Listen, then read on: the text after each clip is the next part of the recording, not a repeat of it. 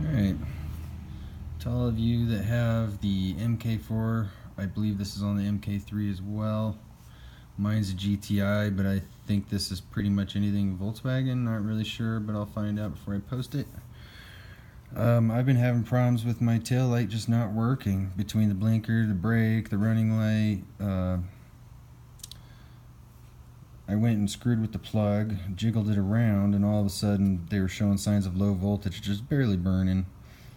And as I jiggle wires, one would shut off, one would turn on. Well, what happened is the gasket where the housing, the actual lens mounts to the body, was gone.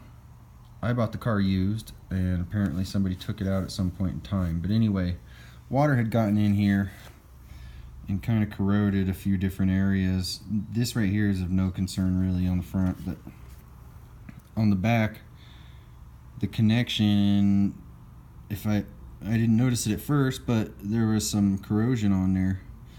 So what I did is I took my needle nose here and just used the one side of it to score, just kind of scratching the shit out of each side of each one of these pins.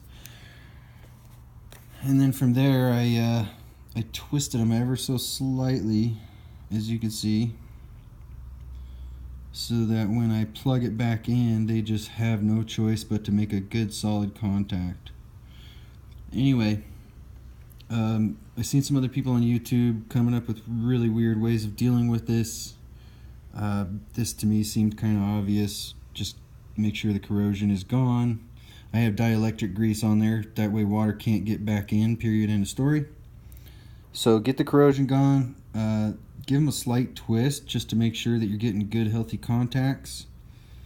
And you know, my other tail light, I replaced it. I bought a brand new one of these guys. I forget what its actual name is, but anyway, this one started to fail and I just did that. It works flawless. The bulbs look bright and great, just like they're supposed to. So this seems to be the way to go. Good luck, guys.